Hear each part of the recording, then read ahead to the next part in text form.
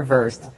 So it's a lot of what's been found is already there. But the thing that we are working with Jay Bhattacharya, the new NIH director, on with, as well as Secretary Kennedy, is looking at the gain of function research that, in the case of the Wuhan lab, as well as many of these other biolabs around the world, was actually U.S. funded and leads to this dangerous kind of research that, in many examples, has resulted in either a pandemic or some other major health crisis. Let me ask you specifically, because we already know that EcoHealth Alliance was partnering with this Wuhan lab to do gain of function research. That's right. We just have never been able to have somebody say, and it was that exact experiment that led to this COVID bug.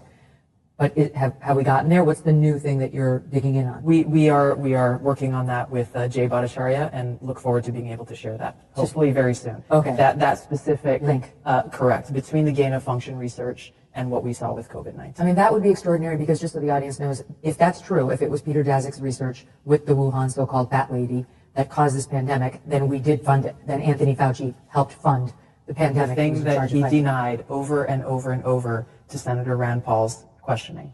That's right, under oath.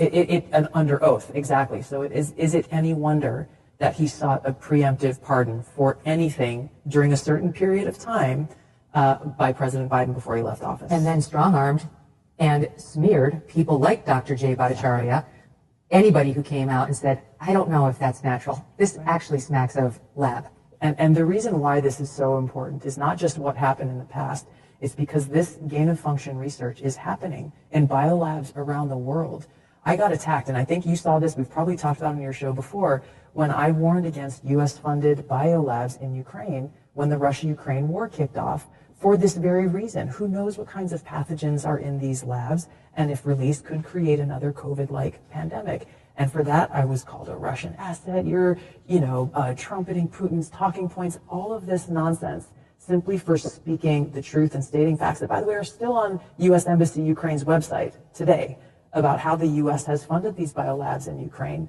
But my point is, in order to prevent another COVID-like pandemic or another major health incident that could affect us in the world, we have to end this gain of function research and provide the evidence that shows exactly why and how it's in our best interest, the American people's best interest, to bring about an end to it. Can I just ask you one other question on that? Why did the intelligence community, why were they so reluctant to just say that?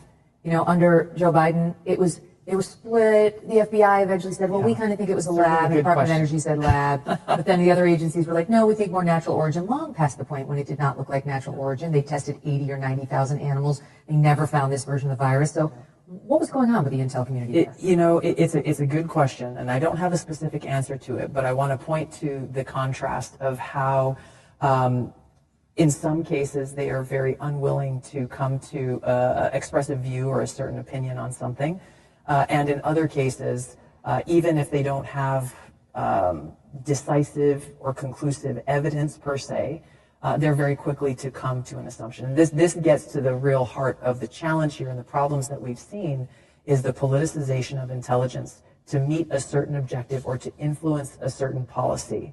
And that is what has been the problem. This goes all the way back to why this organization was founded. When you look at the so-called intelligence that really was used to spur the Iraq regime change war, and look at what that has cost our country in lives, in treasure.